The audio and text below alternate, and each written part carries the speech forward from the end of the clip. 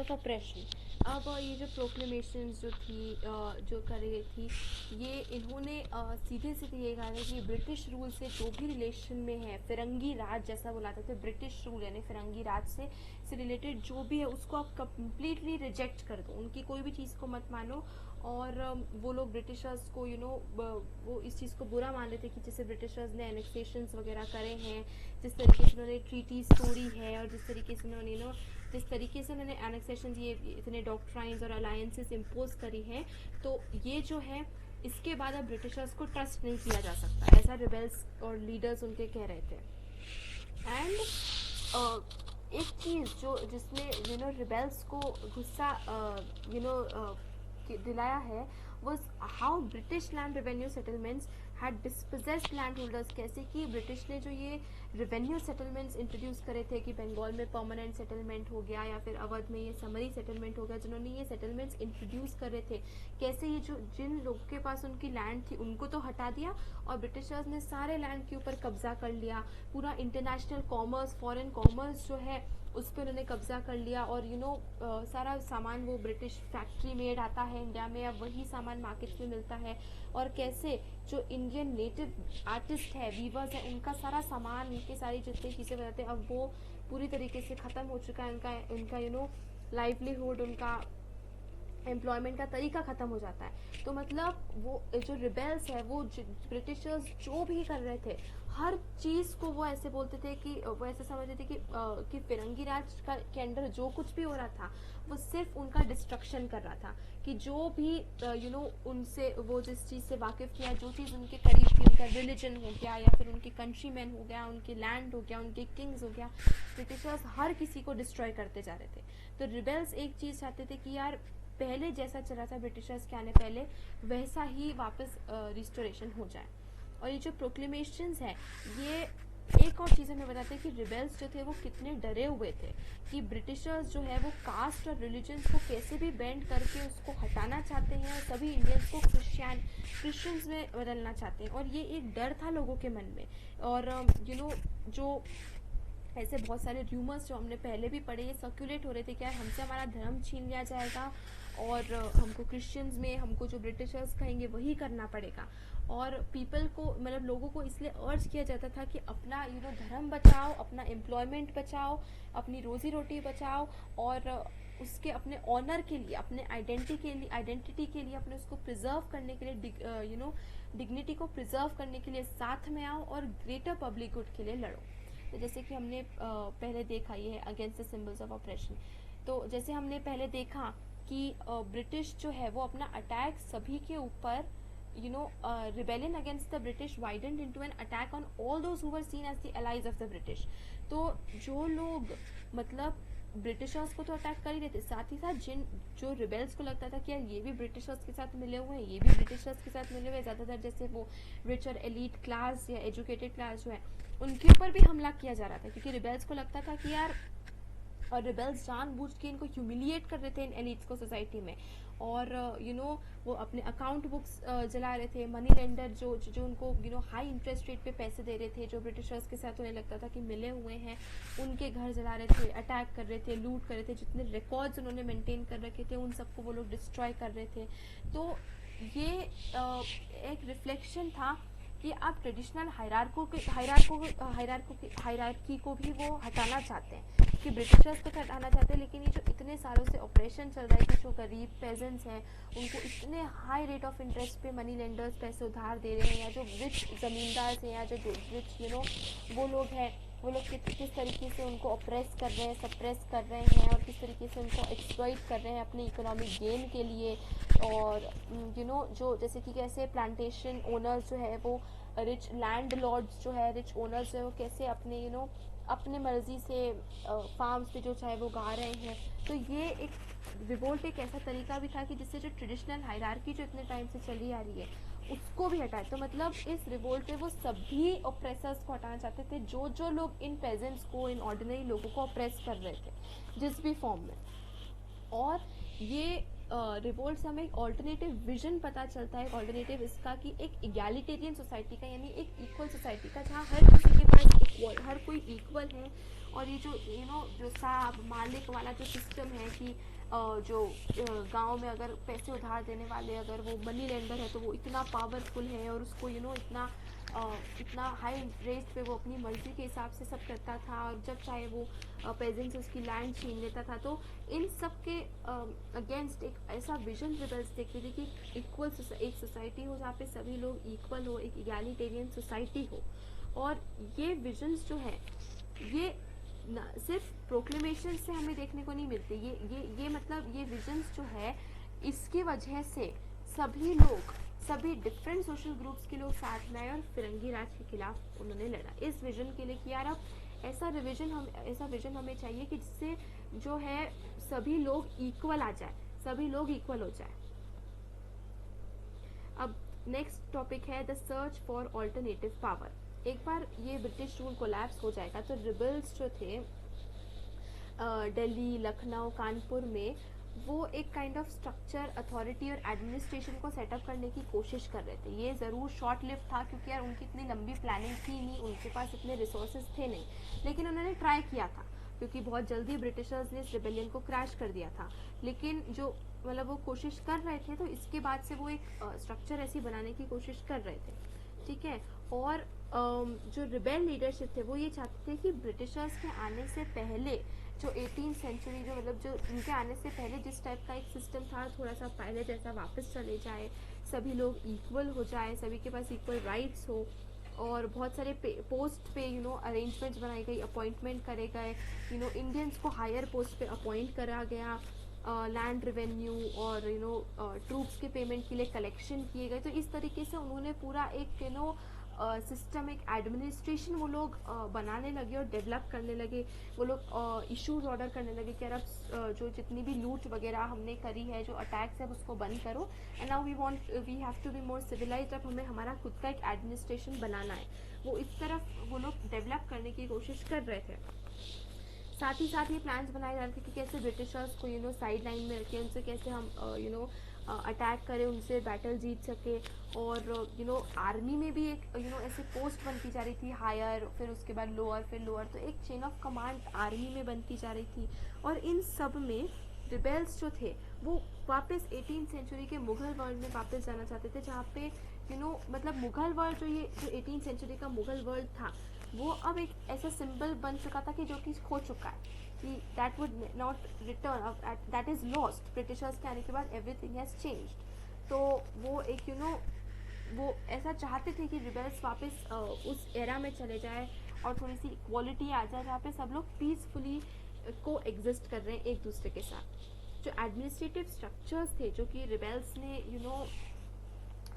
Establish किए थे शुरू में, तो उनकी डिमांड ये थी कि वो वॉर को डिमांड्स, जो वॉर की डिमांड्स है उसको मीट कर सके, कि एक्सपेंडिचर चाहिए, अम्यूनिशन चाहिए, वेपन्स चाहिए, इन सब चीज़ों को मीट कर सके। ब्रिटिशर्स से लड़ना है, उनसे जीतना है। लेकिन बहुत केसेस में इसलिए नहीं हो पाए कि ब्रिटिशर्स जो है उन्होंने जल्दी से आके इसको पूरा क्रश कर दिया। तो इस वजह से जो है ये स्ट्रक्चर मेंटेन नहीं हो पाया, सर्वाइव नहीं हो पाया। लेकिन अवध में जहाँ पे ब्रिटिशर्स को काफ़ी प्रॉब्लम हुई इस रिवोल्ट को क्रश करने के लिए, इस रिवोल्ट को सप्रेस करने के लिए, यहाँ पे उन्होंने बहुत लंबी लड़ाई लगी अवध में। और उन्होंने काउंटर अटैक्स के प्लान बनाए और हायरार्कीज ऑफ कमांड और ये सब चीज़ें उन्होंने प्रॉपरली इसको प्लान करी। 1857 के एंड तक बहुत सारे मई, जून, जुलाई एंड 1858 के इनिशियल मंथ्स तक भी अवध में ये काफ़ी चीज़ें चली। अब आता है रिप्रेशन, यानी कि कैसे ब्रिटिशर्स ने फाइनली इस रिवोल्ट को रिप्रेस किया और सप्रेस किया। ठीक है, तो हमें 1857 के अकाउंट से तो पता चल ही जाता है कि ब्रिटिशर्स ने भले ही उस रिबेलियन को क्रश ज़रूर कर दिया हो, बट इतना ईजी नहीं था। ब्रिटिशर्स को थोड़ी सी प्रॉब्लम आई इस रिबेलियन को क्रश करने में और थोड़ा टाइम भी लगा। ठीक है, तो ब्रिटिशर्स ने क्या करा कि एकदम से जाके उन्होंने अपने ट्रूप्स नहीं भेज दिए कि यार जाके लड़ो एंड ब्रिटिशर्स ने थोड़े से पहले लॉज पास करे। क्या लॉज थे? उन्होंने कुछ एक्ट्स पास करे मई में, जून में, और इन लॉज के अंदर उन्होंने ना ही सिर्फ पूरे नॉर्थ इंडिया को मार्शल लॉ में करा था, लेकिन मिलिट्री ऑफिसर्स और जो ऑर्डिनरी ब्रिटिश पीपल थे उनको भी ये पावर दे दी गई थी कि आप जिस तरीके से आपको जो लग रहा है कि इंडियंस जो रिबेलियंस है, जो रिबेल्स है, आप उनको अपनी तरीके से पनिश कर सकते हो। तो ये एक तो मार्शल लॉ इम्पोज कर दिया उन्होंने पूरे नॉर्थ इंडिया में, क्योंकि ये ज़्यादातर रिवोल्ट जो था ये नॉर्थ इंडिया में काफ़ी स्ट्रॉन्ग था। तो पूरे नॉर्थ इंडिया में अवध, दिल्ली, लखनऊ, मेरठ, हर जगह ये हर जगह उन्होंने मार्शल लॉ इम्पोज कर दिया। और ऑर्डिनरी ब्रिटिश ऑफिशियल्स को भी, जिनका भले ही मिलिट्री में ना हो या उसमें ना हो, ऑर्डिनरी ब्रिटिश ऑफिशियल्स को या ब्रिटिशर्स को भी ये पावर दे दी गई कि आप इंडियन रिबेल्स को अपनी तरफ से पनिश कर सकते हो। ये उनको पावर और दे दी उनको, ठीक है। मतलब अब जो था ordinary processes of law and trial पर सस्पेंडेड, कि जिस तरीके से पहले अगर कोई कन्विक्ट था तो उसको पहले उसकी ट्रायल किया जाएगा कोर्ट में, फिर देखा जाएगा कि वो कितना है कि नहीं है, गिल्टी है कि नहीं है। अब वो सब चीज़ें जो थी वो सस्पेंड हो चुकी थी।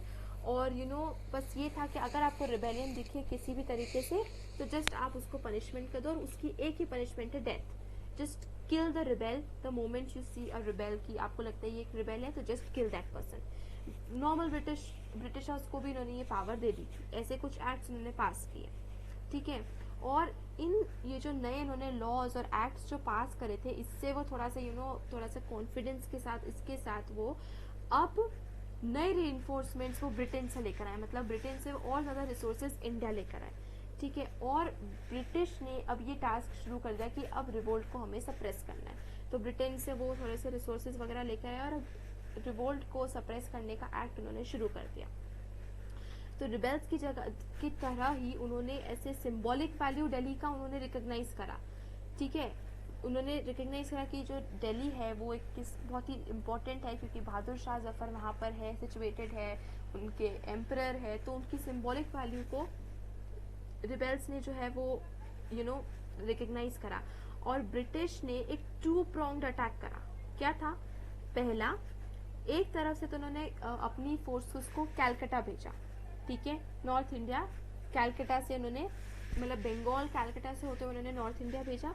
और दूसरी फोर्स आई पंजाब की तरफ से, ठीक है। और ये दोनों फोर्सेस को उन्होंने दिल्ली भेजा ताकि वो लोग दिल्ली को रिकैप्चर कर सके, क्योंकि ब्रिटिशर्स को लग रहा था दिल्ली को रिकैप्चर कर लिया मतलब एक सिंबॉलिक विक्ट्री टाइप वो देख रहे थे। भले ही था दिल्ली एक ही एरिया और छोटा अगर होगा बाकी एरिया से, लेकिन उसको एक सिंबॉलिक विक्ट्री की तरह देख रहे थे कि एक बार दिल्ली को कैप्चर कर लिया तो सिंबॉलिकली बहुत बड़ा बहुत एक विक्ट्री हो जाएगी ब्रिटिशर्स की। तो ब्रिटिशर्स ने अटेम्प्ट्स करे कि दिल्ली को वापस रिकवर करे। कितनी जल्दी, मतलब 10 मई को तो उन्होंने ये रिवोल्ट स्टार्ट हुआ, रिबेलियन स्टार्ट हुआ, और जून 1857 से ही उन्होंने दिल्ली को कैप्चर करने की शुरुआत कर दी। लेकिन जून, जुलाई, अगस्त और सितंबर में भी, लेट डेज ऑफ सितंबर, तो ये 4-5 महीने लगे कि तब जाके फाइनली वो दिल्ली को कैप्चर कर पाए। मतलब एक ही सिटी को कैप्चर करने में उन्हें 4-5 महीने का टाइम लग गया। और दोनों साइड, मतलब इंडियंस ने भी जो रिवोल्ट लड़ा था, जो रिबेलियन किया था, ब्रिटिशर्स को भी जो सप्रेस करना पड़ा, उस वजह से दोनों साइड काफ़ी लॉस हुआ है। बहुत फाइटिंग हुई है, लंबे समय तक चली है, बहुत किलिंग्स हुए और बहुत लॉस भी हुआ है, क्योंकि इतनी आसानी से ना इंडियंस मान रहे थे, ना रिबेलियंस मान रहे थे, और ना ही ब्रिटिशर्स स्टॉप हो रहे थे और हैंड ओवर कर रहे थे, ठीक है। तो मतलब रिबेल्स भी पूरे नॉर्थ इंडिया से, मीरठ है, लखनऊ है, बरेली है, हर जगह से, अवध से, हर जगह से नॉर्थ इंडिया से रिबेल्स आ गए, दिल्ली आ गए ताकि कैपिटल को बचाया जाए, क्योंकि कैपिटल की विक्ट्री होना मतलब एक सिंबॉलिक विक्ट्री की तरह वो लोग देख रहे थे, ठीक है। जेनेटिक प्लेन्स जो था, वहाँ पर भी प्रोग्रेस ऑफ ब्रिटिश जो था वो काफ़ी स्लो था। हमने अवध के बारे में पहले ही पढ़ा है। तो फोर्सेस को जो था, ब्रिटिश फोर्सेस को एक एक विलेज करके वापस रिकॉन्कर करना पड़ा, मतलब एक एक विलेज को रिकॉन्कर करने में ही उनको काफ़ी टाइम लग गया। और जो कंट्री साइड जो लोग थे, विलेजेस में, रूरल सेटिंग्स में, ट्राइबल्स थे, वो काफ़ी हॉस्टाइल थे, काफ़ी ब्रूटली वो ब्रिटिशर्स को रिटेलिएट कर रहे थे। और जैसे ही ब्रिटिशर्स ने अपना काउंटर ऑपरेशन शुरू किया, रूरल्स ने, विलेजर्स ने अपना काउंटर, ब्रिटिशर्स ने उधर से अटैक किया और इधर से विलेजर्स ने अपना काउंटर अटैक शुरू किया। ब्रिटिश को ये समझ में आ गया कि वो ऐसे ही कोई छोटी मोटी म्यूटिनी से डील नहीं कर रहे, ये एक बहुत बड़ा और पॉपुलर अपराइजिंग है जिसको जिसका काफ़ी लोगों का सपोर्ट है इस अपराइजिंग को, और इसको सप्रेस करने में टाइम तो थोड़ा सा लगेगा।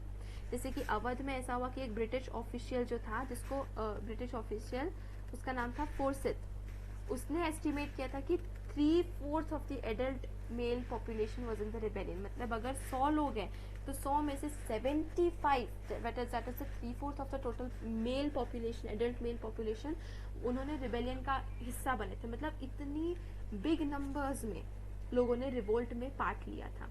The area was brought under control only in March 1858 after protracted fighting। मतलब काफ़ी फाइटिंग करने के बाद ऑलमोस्ट 10 months के बाद ही वो लोग जैंजेटिक प्लेन वाले एरिया को अपने कंट्रोल में ब्रिटिशर्स वापस ला पाए थे।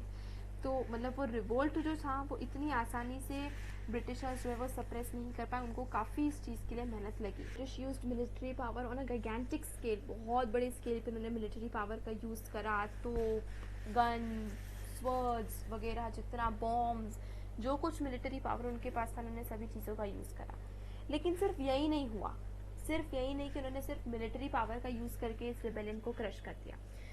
जैसे कि और उन्होंने मीन्स का यूज़ करना पड़ा। जैसे कि उत्तर प्रदेश में जो बड़े बड़े लैंड होल्डर्स और जो पेजेंट्स थे, उन्होंने यूनाइटेड रेजिस्टेंस ब्रिटिशर्स को ऑफर किया था। मतलब यूनाइटेडली वो ब्रिटिशर्स के खिलाफ लड़ रहे थे और ब्रिटिशर्स से फाइट कर रहे थे। तो ब्रिटिशर्स ने क्या करा, उनको तोड़ने की कोशिश की। कैसे? उन्होंने ना ऐसे मतलब उन्होंने ये इतनी ऐसी स्ट्रैटेजीज करी, ऐसे मूव्स करे।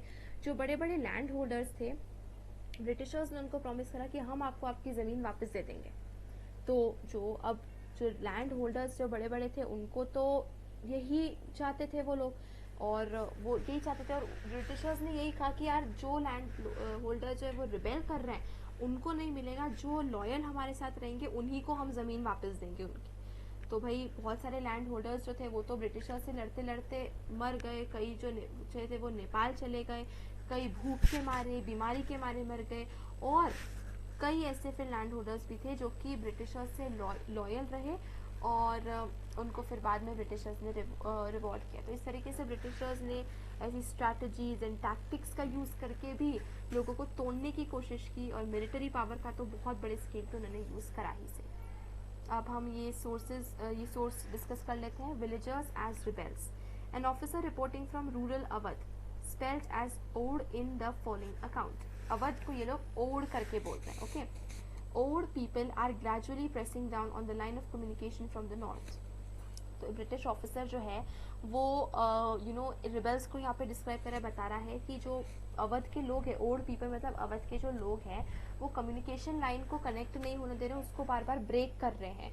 नॉर्थ से जो हमारा कम्युनिकेशन हम कर रहे हैं, टेलीग्राफ लाइंस वगैरह या फिर पोस्ट हो गया, उन सब चीज़ों को वो लोग ब्रेक कर रहे हैं। और जो ये अवध के लोग, ये तो विलेजर्स हैं, ये लोग सिपॉइज भी नहीं हैं, लेकिन ये आसानी से यूरोपियंस के आगे हार तो रहे, हमारे आगे हार तो रहे, लेकिन वापस से इकट्ठा ऊपर भी वापस खड़े हो रहा है। तो ये जो सिविल अथॉरिटीज़ है वो रिपोर्ट करती है कि ये विलेजर्स जो है ये बहुत बड़ी नंबर में, ठीक है, very large number of man with a number of guns, इनके पास काफ़ी गन्स, काफ़ी अम्यूनिशन। क्योंकि हमने पढ़ा था कि पहले दिन ही जो सिपॉइज थे मीरठ से, दिल्ली से, उन्होंने क्या करा था, जितना भी अम्यूनिशन था उन्होंने सब कलेक्ट कर लिया, सब लूट कर लिया था।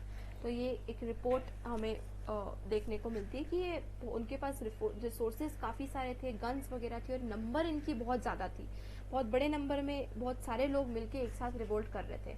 तो इस वजह से भी, और ये भी था कि उनको मतलब एक बार जैसे उनको हरा दिया या एक बार उनको डिफीट कर दिया तो वापस वो लोग खड़े हो जाते थे, वापस लड़ने के लिए तैयार हो जाते थे। ओके, इस मैप्स में हमें इंपॉर्टेंट सेंटर्स ऑफ रिवोल्ट देखने को मिल सकते हैं, and the lines of British attack against the rebels. देखिए यहाँ पर आप देखिए, मैं आपको ये दिखाती हूँ, ये देखिए।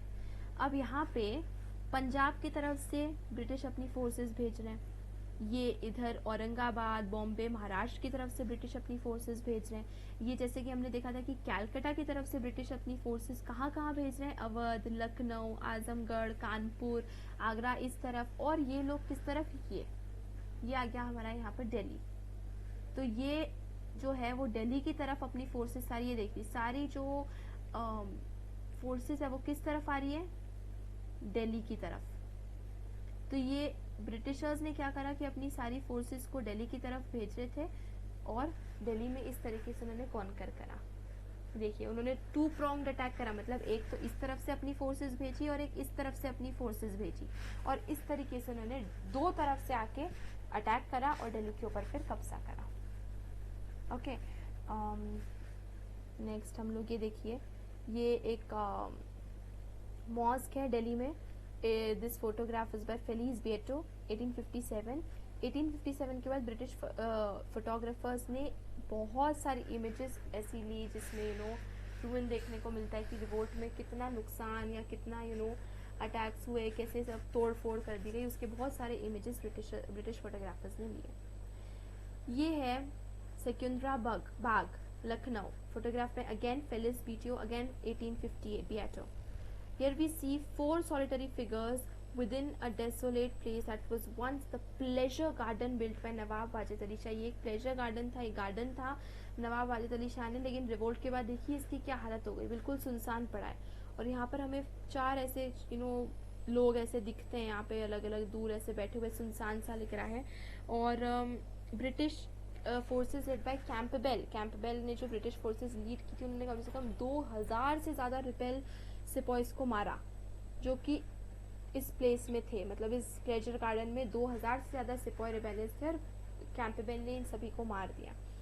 जो स्केलेटन्स हैं ये देखिए नीचे आपको मिल सकते हैं, ये जो ये स्केलेटन्स हैं, ये सभी स्केलेटन्स हैं. और ये उस चीज़ का एक कह सकते हैं कि ये वार्निंग दी है ब्रिटिशर्स ने कि रिबेलियंस का क्या हाल होगा, जो रिबेल कर रहे हैं उनका हाल क्या होगा. और ये हमें यहाँ पे ये 1 2 3 4 ये फिगर्स यहाँ पे हमें देखने को मिल सकते हैं.